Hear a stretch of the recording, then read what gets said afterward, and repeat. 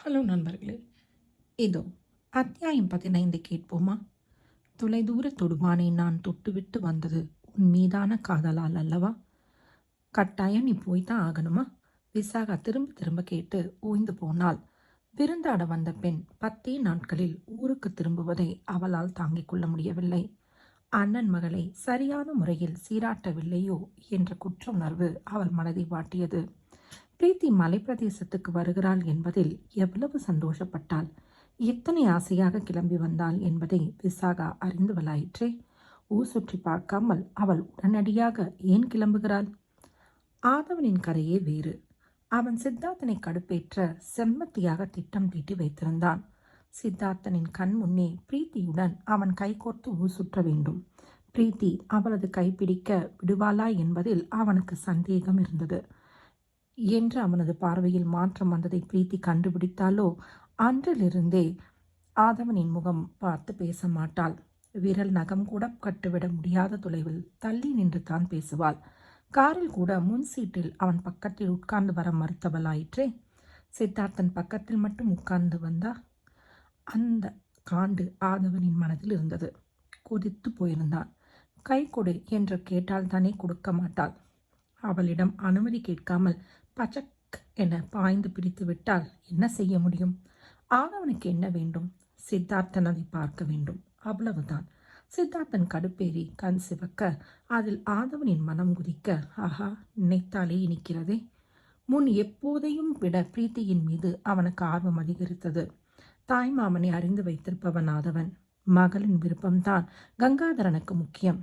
தங்கையின் மகன் ஆசைப்படுகிறான் என்பதற்காக இந்தா என் மகளை கல்யாணம் பண்ணிக்கொள் என்று கைப்பிடித்து தந்துவிட மாட்டார்.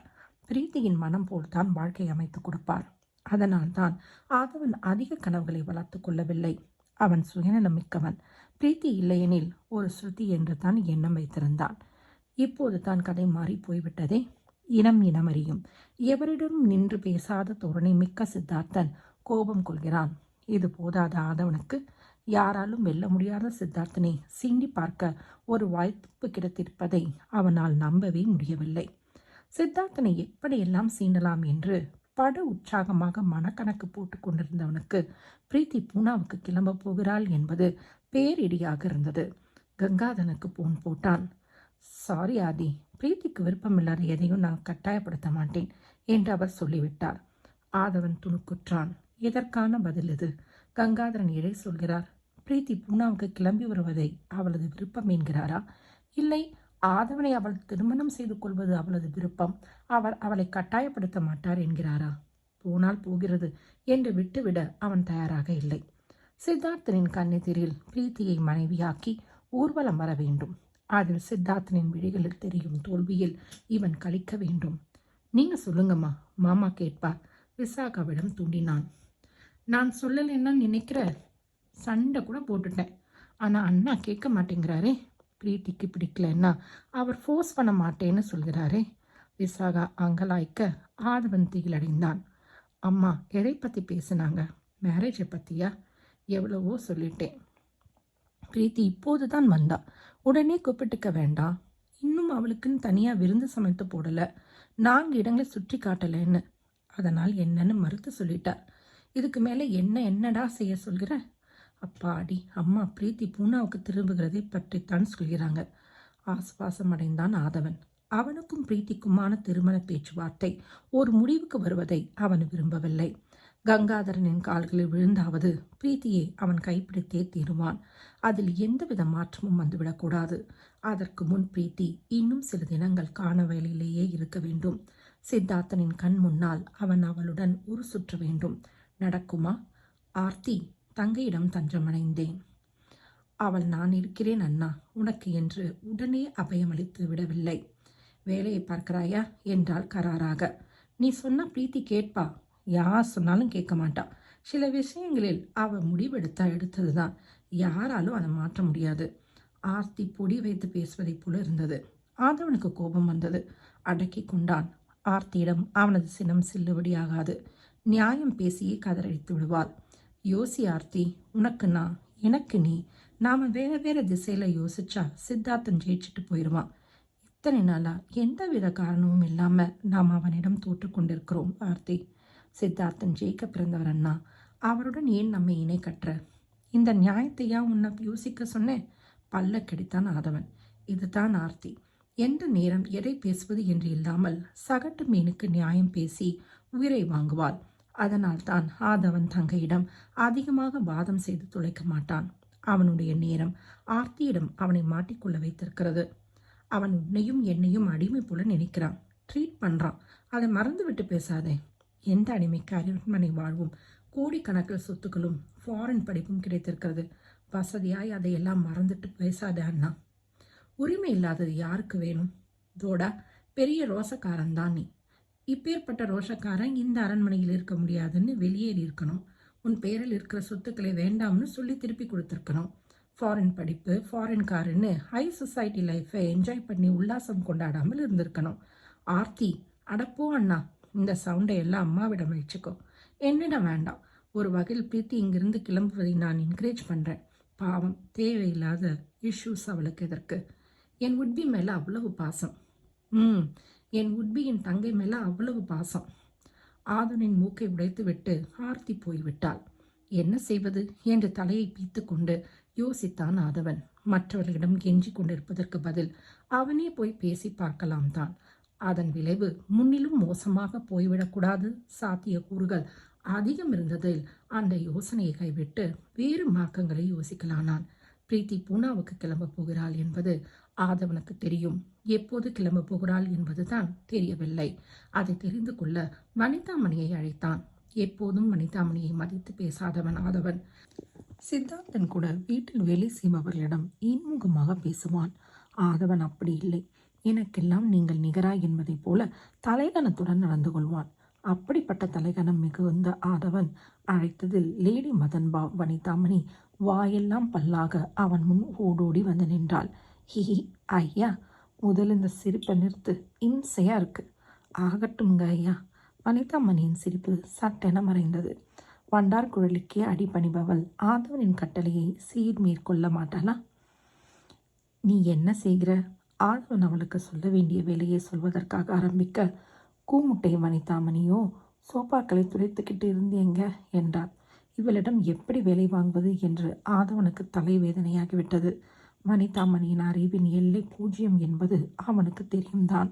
அதுதானே அவனுக்கு தேவை. நீ இப்போ என்ன செய்கிறன்னு கேட்டால் செய்துக்கிட்டு இருக்கிற வேலையை கேட்டேன்னு அர்த்தம் இல்லை, செய்ய வேண்டிய வேலையை சொல்கிறேன்னு அர்த்தம். தான் சொன்ன விளக்கத்தை அவள் புரிந்து கொண்டாளா என்பதில் பெருத்த சந்தேகம் இருந்தது ஆதவனுக்கு.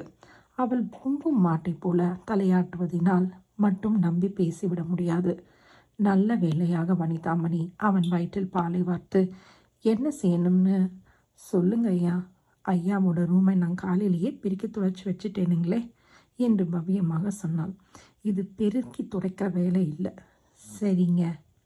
பிரீத்தி இருக்கால்ல? ஆமாங்க. வனிதாமணி பிரீத்தியை பற்றி பேச்சில் வாயெல்லாம் பல்லாகி ஆதவனின் முன்னால் சிரித்து வைத்தாள். அவன் பல்லை புயர்த்து விடுவான் என்பதினால் அவசரமாக வாய் பொத்தினாள். பிரீத்தி ஊருக்கு போகிறதா சொல்லிக்கிட்டு இருக்கா. அப்படிங்களாங்க? வனிதாமணிக்கு வாய் பொத்த வேண்டிய அவசியமே இல்லாமல் சிரிப்பு பறந்து விட்டது. பிரீத்தி அவளுக்கு மிகவும் பிடிக்கும். மாத கணக்கில் அந்த அரண்மனையில் பிரீத்தி தங்கியிருப்பாள். அவளிடம் ஆசை தீர பேசலாம் என்று நம்பியிருந்த வனிதாமணியின் ஆசை ஆட்டம் கண்டது.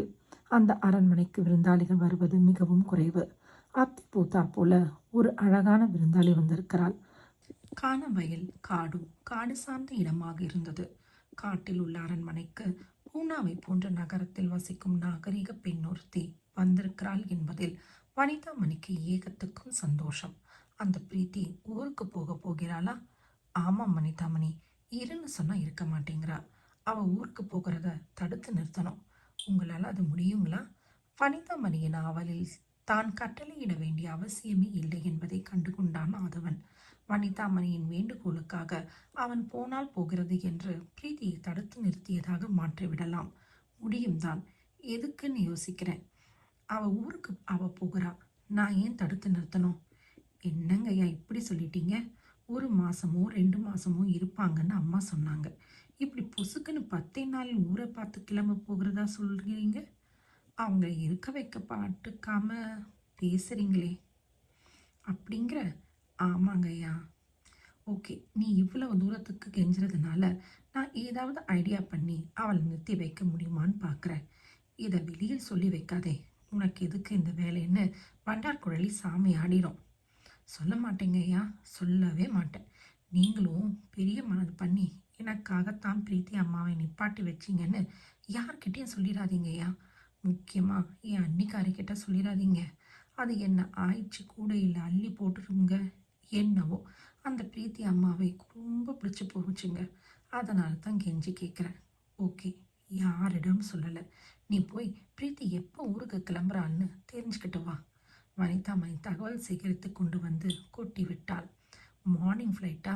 ஒரு இரவுக்குள் என்ன செய்துவிட முடியும் என்று தலை காய்ந்த ஆதவன் தலைமொழியை பீத்து யோசித்து ஒரு வழியை கண்டுபிடித்தான். அதிகாலையில் எழுந்துவிட்ட பிரீத்தி குளித்து உடை மாற்றி முதல் நாள் இரவே உடைகளை அலமாரியில் இருந்து எடுத்து அடுக்கி வைத்திருந்த பெட்டிகளை உருட்டியபடியே ஹாலுக்கு வந்தாள். விசாகாவிடம் சொல்லிவிட்டு போக அவளுடைய அறைக்கு போனாள். அவள் சமையல் அறையில் பிரீத்திக்கு காப்பி கலக்கி கொண்டிருந்தாள். அத்தை என்ற பிரீத்தியின் குரலில் திரும்பி 2 எட்டு எடுத்து வைத்தவள் கையில் இருந்த காப்பி கப்பை நழுவ விட்டு மயங்கி கீழே சரிந்தாள். அம்மா! ஆதவனின் சப்தத்தில் அரண்மனையே விழித்து கொண்டது. விசாகாவை அள்ளி கொண்டு ஆதவன் மருத்துவமனைக்கு ஓடினான். பிரீத்தியும் ஆர்த்தியும் மாறனுடன் வேறு ஒரு காரில் பின்தொடர்ந்தார்கள். மயக்கத்தில் இருந்த விசாகா மருத்துவமனையில் அனுமதிக்கப்பட்டாள். பிரீத்தி பூனாவை மறந்து ஆர்த்திக்கு ஆறுதல் சொல்லியபடி கவலையுடன் மருத்துவமனையில் உட்கார்ந்து விட்டாள். விசாகாவுக்கு என்ன ஆனது? மருத்துவமனையில் அனுமதிக்கப்பட்ட அவள் என்ன ஆனாள்?